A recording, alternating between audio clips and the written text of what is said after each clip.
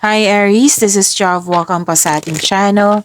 By the way, Aries, this is your weekly Gabay Tarot reading from September 29 to October 5, 2025. This is your weekly Gabay Tarot reading, Aries. Ito po ay long reading. Again, long reading po ito, Aries. Gamitin ang reading na ito bilang gabay lamang kung naka-resonate kayo, comment down. Tandaan, Aries, ito ay general reading po. Kunin nyo lang po kung ano ang naka-resonate sa iyo. This is for you, Aries, ngayong September 29 to October 5, 2025.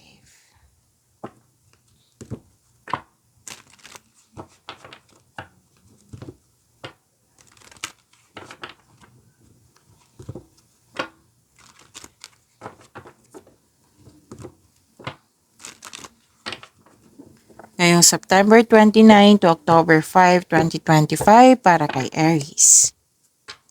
Kuha muna tayo ng angel number, Aries. Ngayong September 29 to October 5, 2024, angel number ni Aries.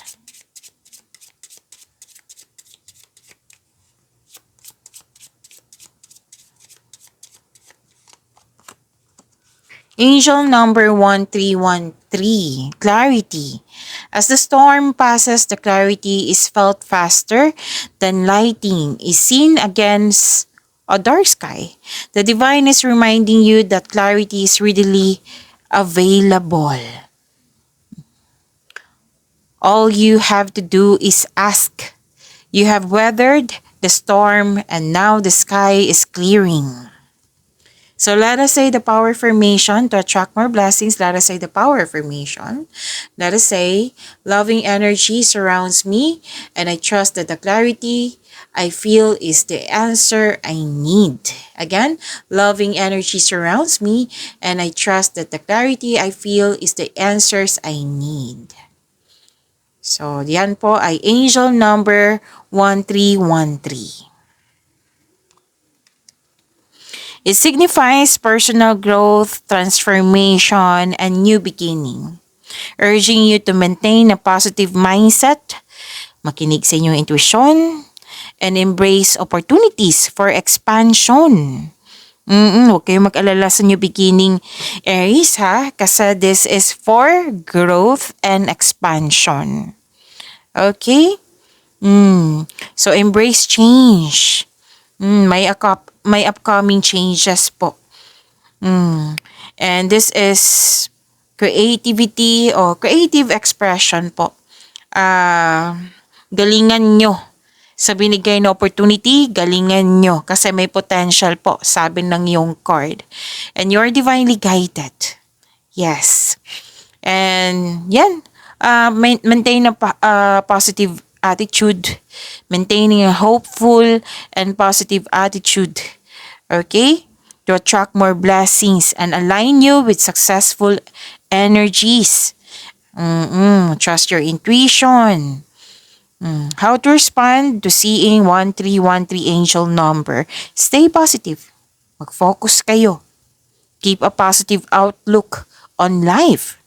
Mag-focus kayo sa goals nyo. Knowing you have a divine support. Step out sa inyong comfort zone. If you're serious about your growth, then you have to step out from your comfort zone. Huwag kayong matakot na mag-try ng new things or pursue opportunities na naka-align sa inyong purpose. Engage in self-reflection. Makatulong yan. Time for reflection, self-reflection. Okay, let go mo na yung mga nakaraan. Kunin mo yung wisdom message sa nakaraan. And let go yung mga paulit-ulit na mga drama or patterns na hindi na nag-serve sa iyo, na hindi na nagbibigay ng growth sa iyo. I-let go mo na. And embark on a journey of self-discovery. And express yourself. Share your unique truth. Let your communication skills shine. As your words can inspire others. So, mahilig ka magbigay ng wisdom message sa iba din. So, share your unique truth and let your communication skills to shine. So, ang ganda po. Claim nyo po. Angel, that is angel number 1313.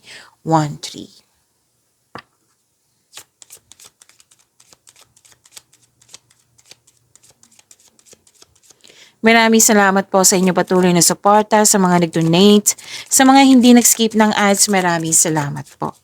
Sa mga hindi pa nag-subscribe, subscribe na po kayo at click bell notification para malaman nyo na may bago tayong video.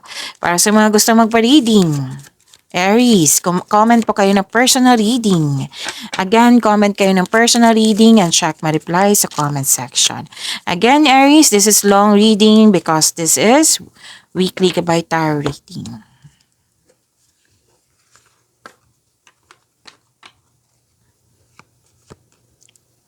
Okay, iwasan nyo kailangan nyo ma-overcome itong overthinking na ito, overanalyzing. Kung pwedeng iwasan, then go ahead. Okay, so kailangan ng time for reflection, which is sinabi ng angel number 1313. Time for reflection, makakatulong yan sa pag-stop ng overthinking. May doubt, fear, and hesitation dito. Oo, so sana'y ma-overcome nyo po iyan. So, may dumating na bisita or kayo ang bisita for this week.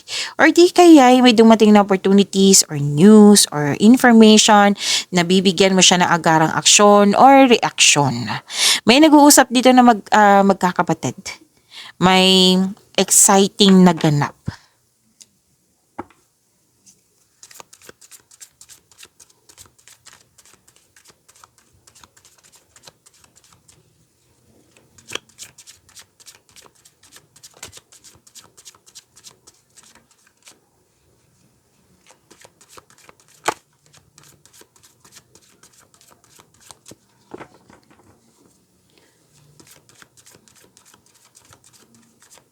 Energy ni Aries. Ayun, September 29 to October 5, 2025. Oh, andito si Angel of Magic.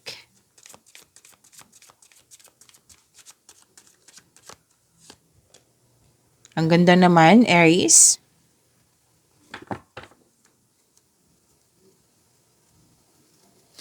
Kung may napansin kayo na repeating message, yan po yung pinupush ng cards sa inyo. Like for example, nanood kayo sa inyong monthly Gabay Tarot reading, sa inyong daily Gabay Tarot reading, at dito din sa inyong weekly Gabay Tarot reading. At may napansin kayo na repeating message, yan po yung pinupush ng cards sa inyo na kailangan yung bigyan ng atensyon, solusyon, at aksyon kung maaari po. So, ano yung energy ni Aries?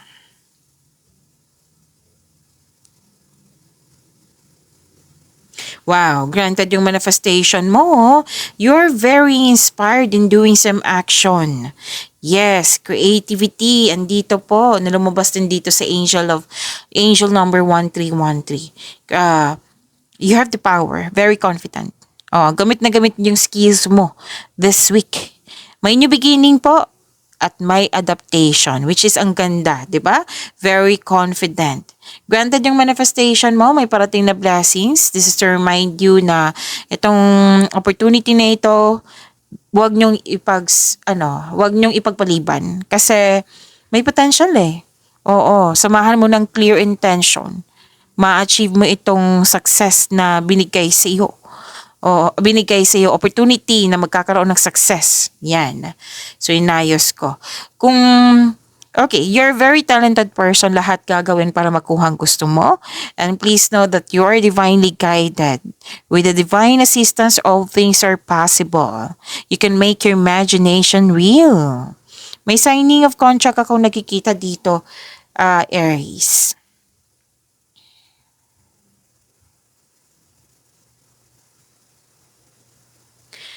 Okay, so andito po si Angel of Magic. To attract more blessings, let us say the power affirmation. Let us say, I am free to find my own path and have strength for the journey ahead. Again, I am free to find my own path and have strength for the journey ahead. Kung sa Tagalog pa, kasi may nag-request. Kung sa Tagalog pa, malaya akong makahanap ng sarili kong landas at magkaroon ng lakas para sa susunod na paglalakbay, journey po.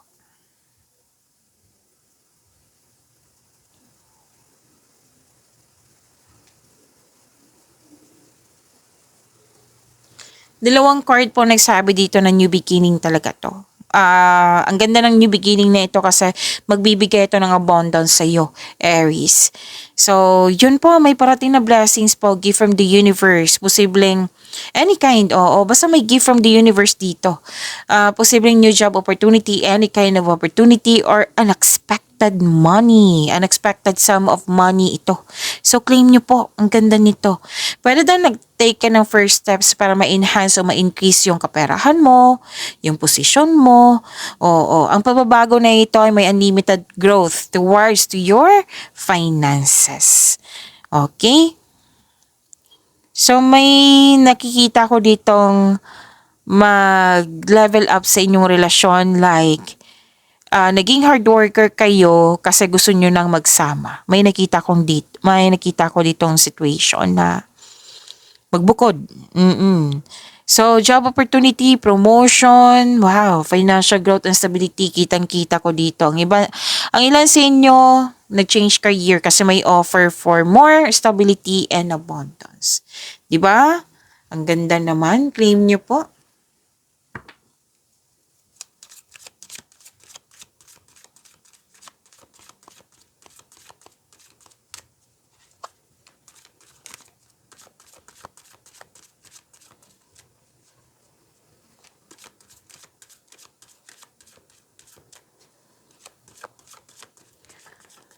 Career and money ni Aries ngayong week na ito.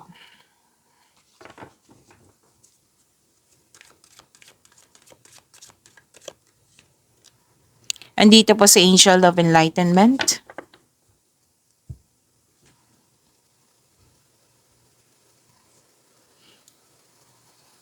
Sabi ng iyong card, nagpasya kayo, naging honest kayo sa iyong sarili, may mahalagang desisyon.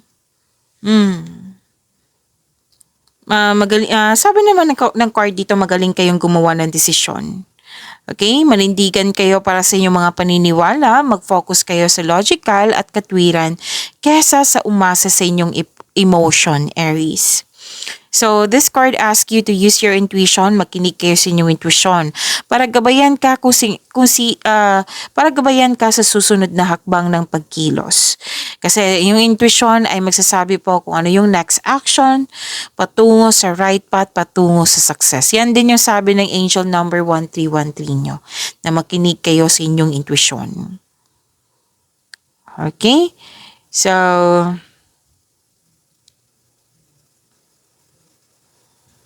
okay. Humingi ng tulong mula sa trustworthy coworker or taong same kayo ng business industry at tsakin na makagawa ka ng diskarte sa iyong kaperahan at layunin. Ang lakas ng energy dito ng single parent. It might be sa kanya ka humingi ng advice.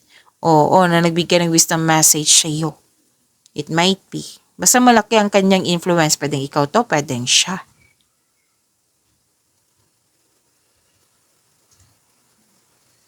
Huwag kayong mag-alala sa pagbabago na ito ha, kasi sinabi ng card dito, itong unexpected na pagbabago na ito, biglang pagbabago to unexpected.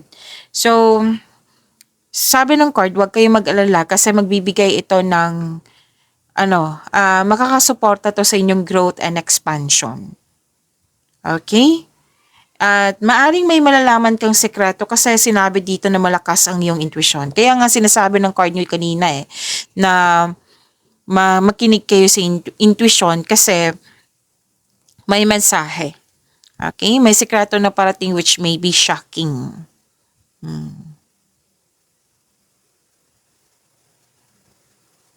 Nakita ko rin dito na nagkaroon po ng collaboration, nagtutulungan kayo. Kasi growth and expansion to Oo.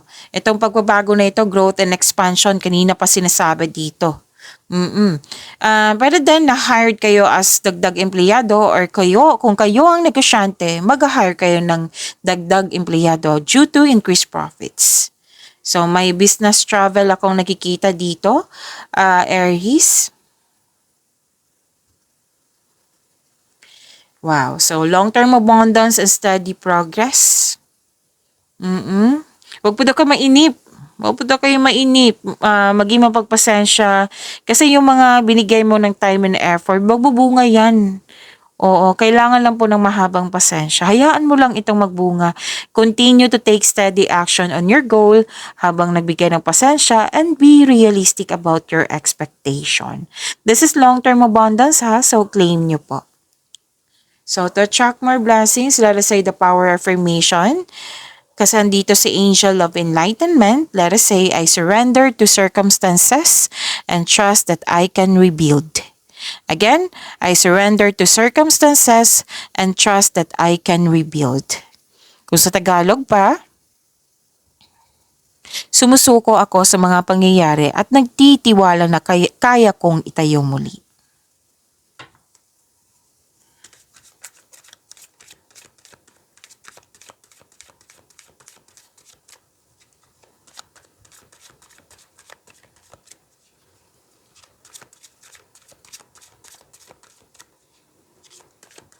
Love Life, Self-Love, Partnership, and Romance ni Aries ngayong September 29 to October 5, 2025.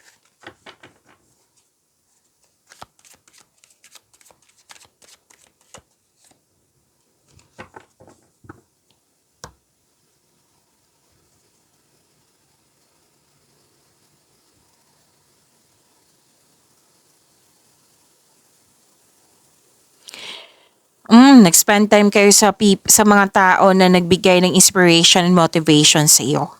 May sinasabi rin dito na makakatagpo ka ng partner through friends connection. Para sa mga marelasyon sa buhay mag-asawa, this card tells you na mas mag-grow ang inyong relasyon. May plano kayo travel na naman, or mag-decorate kayo ng bahay.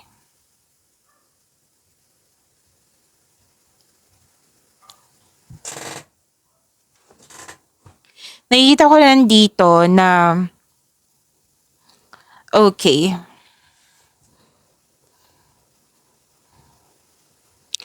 Nakikita ko lang dito na nagkaroon po ng anong tawag nito?